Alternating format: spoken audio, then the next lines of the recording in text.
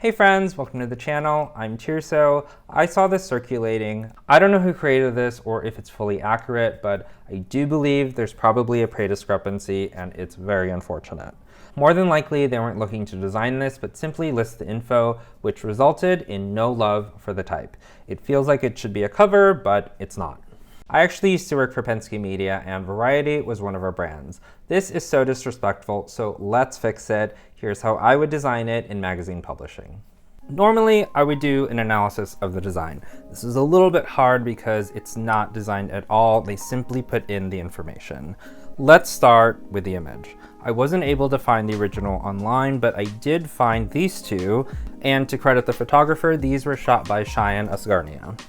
The difference between these and the one used is that they're much closer into the body, which will limit how much you can pull back on the image. And no, I'm not going to AI the rest of their bodies. Alright, so there's also a difference between the two backgrounds. The one behind Taraji P. Henson has more of a cooler gray, and the one behind Ellen Pompeo is a warmer gray. We have to merge the images together. I like to have as much flexibility as possible, especially since they weren't shot together. How we can do that is by removing their backgrounds. I'm pretty proud of my hair solos.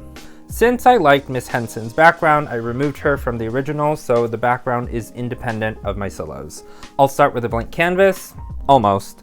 Notice that there's an ever so slight gradient in the back. It's very subtle, but necessary because it prevents the background from being flat.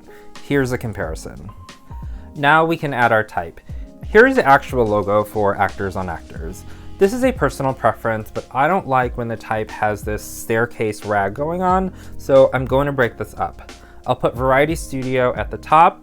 I mentioned earlier that it feels like a magazine cover, so we're going to design it like one. On a cover, the logo is much larger, so I'll separate it from Studio. Now Studio can nicely go underneath. It doesn't need to be that big, we can make it smaller. Since we want smaller, the tracking is too tight now, so let's loosen that. Now for our talent, since I soloed them earlier, we can move them around as needed. The first thing we need to do is get the scale correct. Right now, Taraji is bigger than Ellen. I'm saying their first names as if I know them, but I don't, it's just easier. Ellen needs to get bigger. We need to make room for our type. On most covers, the cover lines are on the outside. To make room, I'll move them towards the center. The reason why I have Ellen in front is because there were some odd moments in the other options. Here the hand looks like a claw. If we flip them, the fingers are cropped. In general, there's too many fingers in this area. And then last, some areas of tension that we can't really see what's going on. These are just some things to consider when you're designing in general. Always think what's the best way to present something, whether it's text or image. I can drop in our lockup. This is perfectly centered. Since Miss Pompeo's hip juts out, it throws off the center a little bit. It doesn't have to be exact, but we move her in ever so slightly to cheat that. Our text reads nicely on the left, but it's hard to read on the right. You can't split the color, so we can darken behind our text ever so slightly. We want it to feel as natural as possible. If I had the actual text to work with, I would probably go up a weight on the bottom text. Next is their names. The Actors on Actors lockup is set in ITC Avant-Garde Gothic, maybe it's Gothic Pro, but it's very apparent in the R, so that's what I'm using for the names. The R only has a space next to the ascender in the book and light versions. It's probably too tight when the text is bolder. We have the same issues that we had earlier. The space now next to their heads is throwing off the balance. We'll do the same thing by cheating them over. If you haven't learned it somewhere else, there is a fine difference from the actual center versus the visual center. Let's revisit the original real quick. There's some hierarchy with scale for the salaries, but it seems the goal is to compare the two together. I think the best way to do that is to have them on the same level. We don't have a ton of space to work with, so to get the numbers as big as possible, I'm using a condensed face. Now I think it's much easier to compare the left and right sides. The final text to add is their acting credits. We have this giant gap of white space on the bottom right. I would normally say that this feels imbalanced, but using our design principles, the white space further emphasizes both the imbalance in pay and the list of works. I love black type, so I'm fine with this. For those of you that like color, this is an option. I designed this like a magazine cover.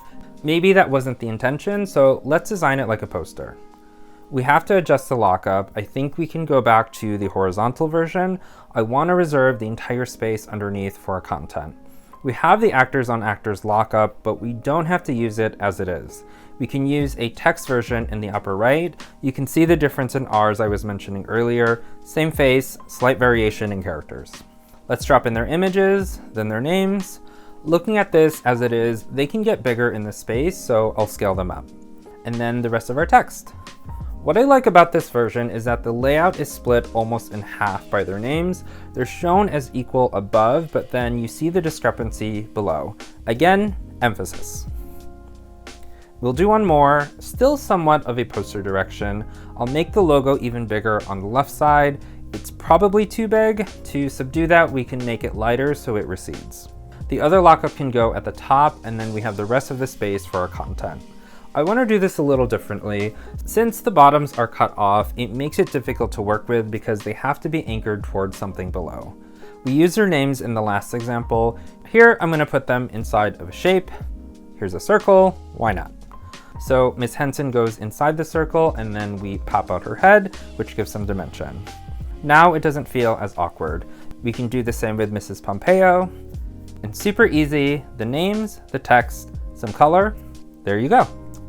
In theory, you could add rules to separate, but if it's not necessary, don't add any additional elements. The information is already grouped by color, so I'm considering this done. Here is original, and then here are the options.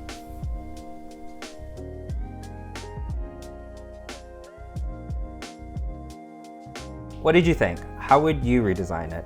Check out more content on the channel, and I'll see you next time.